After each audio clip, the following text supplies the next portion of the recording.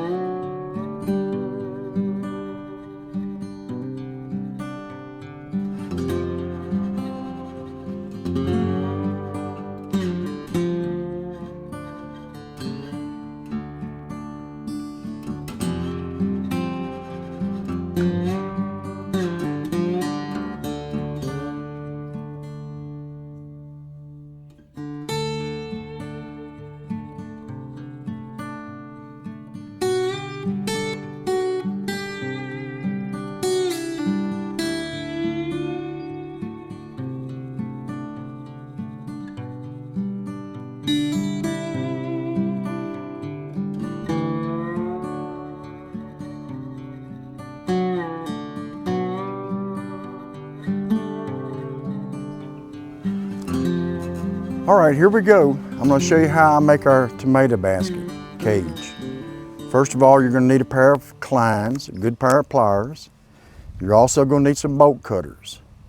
Now, as you've seen, I pointed out at the big box store the field fence, and that's what this is. It's just a leftover roll that I've got, and so that's what I'm going to use. You're going to count 10 blocks, and then you're going to cut in the middle of the next block. So watch this. Wear some gloves. Be careful. These things are very sharp. They will cut you pretty quickly, so you got to be aware of that.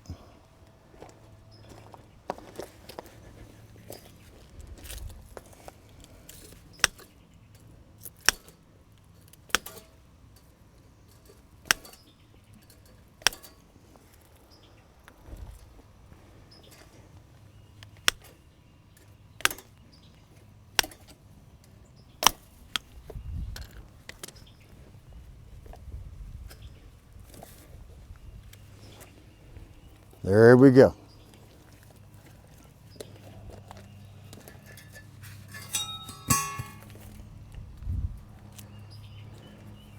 Once you have it cut, you got to be careful and keep it together. I use my feet at the bottom to keep that bottom together just to get started. Just like that. And once I've got it together, I come in here on the ones that I could do by hand, and I'll go ahead and twist those around the next section to keep it together.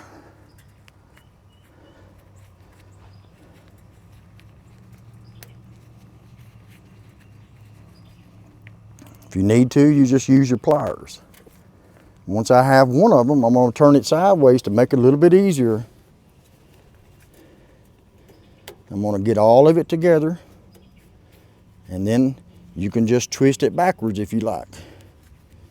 You don't necessarily have to twist it all the way around. Just keep in mind that you want to hide these points, because reaching in your basket, if you're not careful, these things will poke you. So that's something to be aware of. But I sure have used these baskets for decades, and it is absolutely the best tomato cage basket that I've ever came across or ever used. And this is actually the same style basket that I first used when I learned about electroculture to grow my cucumbers. But these are just fantastic. Takes a minute to make them, but once they're made, that's it. It's over with. You don't have to buy anything, and these will last year after year. Put them away in the wintertime. Now, I like to put them up off the ground, and if you've got a place to lay these up off the ground in the wintertime, that's just going to prolong the life of the wire. And there's no doubt that these baskets will last 20, 30 years. Not only will it last a long time, but if you've never tried this, you're going to find out that these are the best trellises, baskets, whatever you want to call them, cages that you'll ever have. Now, on the end, these are the stiff wires, because those are the strength. And you're going to need some pliers to turn these, to bend them the way you need to.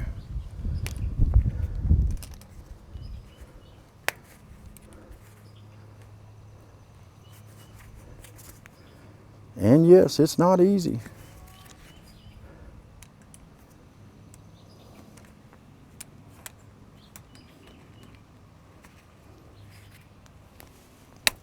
But that's what you want.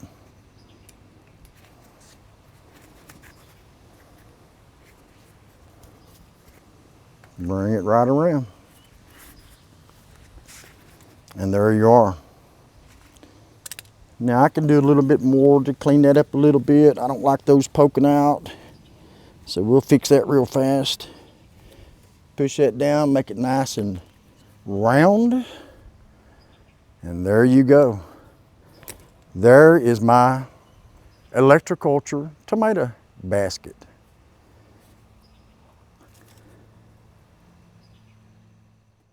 Well, there you have it, guys. Your DIY for today. My Electroculture tomato basket. Now, these are also pretty versatile. You can use them for cucumbers, peas, anything growing vertical that's going to attach itself to this wire.